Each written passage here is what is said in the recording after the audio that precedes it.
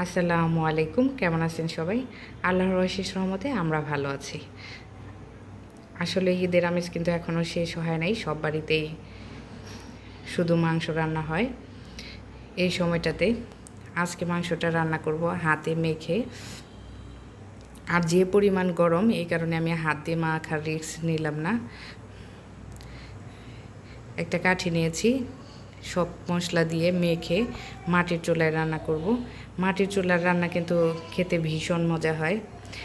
এমনিতেও গরুর মাংস, আর তারপরে আবার মাটির চুলায় রান্না, আর দারুণ মজা। তুলনায় যে কোনো রান্নায় আমার কাছে মনে হয় মাটির চুলাতে বেশি মজা হয়, সেটা মাংস হোক, মাছ হোক, বা এমনি ডাল বা অন্য যে কোনো কিছু হোক। দেখেন কালারটা কত সুন্দর আসছে।